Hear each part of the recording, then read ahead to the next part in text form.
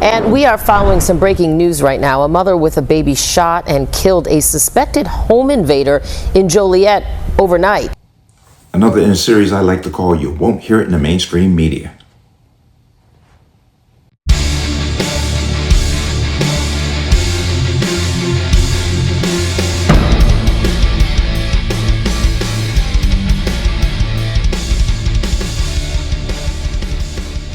Welcome to another installment of the Connecticut Gun Bench. Today's video is brought to you by P.A.N. Firearms, LLC. P.A.N. Firearms, your NRA certification of multifaceted gun training.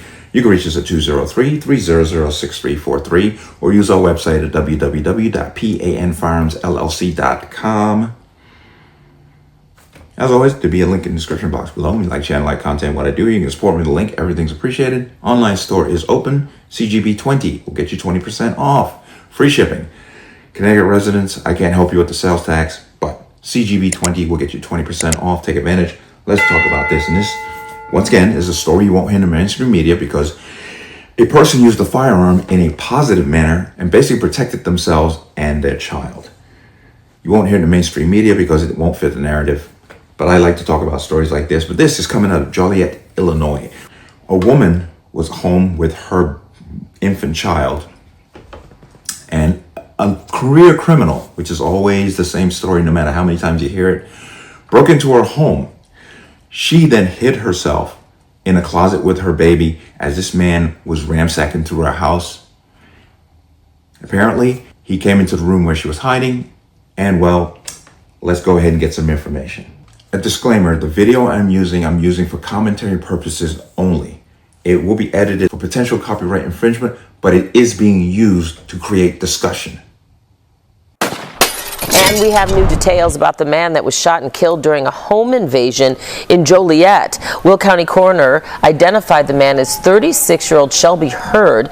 Police say Friday night a woman heard someone breaking into her home on Hadrian Drive. She grabbed a gun and her child, and then both hid in a bedroom closet on the second floor. And police say when the suspect entered the bedroom, the woman opened fire, killing Hurd.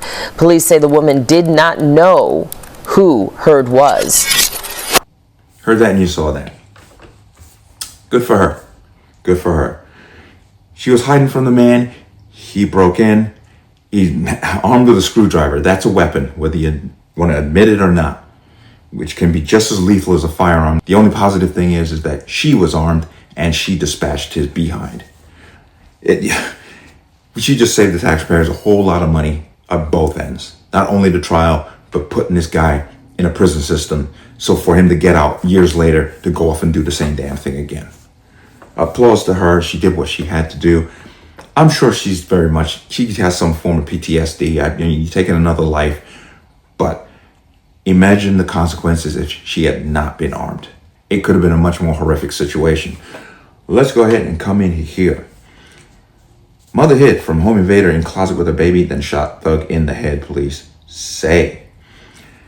Okay, a man with a long criminal record, ooh, what a shock, faced the ultimate penalty for breaking into the wrong home after discovering an armed mother, according to Illinois police. The Joliet Police Department said they responded to the residents on Hadrian Drive on the far west side of Joliet at about 10:30 p.m. Police said they saw signs of forced entry at the home and found an unresponsive man on the second floor with gunshot injuries. Paramedics pronounced the man dead on the scene. They found a woman at the home with her baby. The woman told them she had hid in the closet of her bedroom with her child after she heard the sound of the man breaking in. She also had a handgun with her. When the man entered the bedroom, she shot him in the head. Good shot. Police said they found a screwdriver in the man's possession and that he was wearing gloves at the time of the shooting. The man was identified as 36-year-old Shelby Hurd of Chicago by the Will County Coroner's Office, which is very interesting. He's from Chicago, which means he drove to Joliet and picked out this woman's home. It's all like, well, I've said this probably a few million times, but when there's nothing to be gained in the area that these people live in, criminals I'm talking about, they'll move, they'll expand out their enterprises and start taking on more vulnerable communities. But this one paid the price coming right out the gate.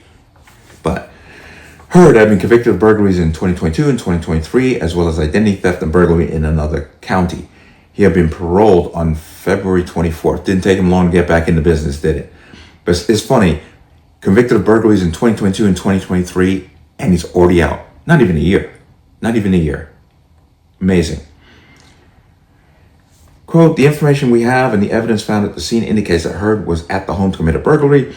What his motive was beyond that and why he chose this residence is still under investigation. Exactly. If he randomly picked out this house, he chose very poorly because he lost his life. A plus for society, bad for him. But if he picked out this house because he knew that this woman was there with just her and a child, that's very troubling, which means he was scouting out the area. So, Police Sergeant Dwayne English said, according to Shaw Local.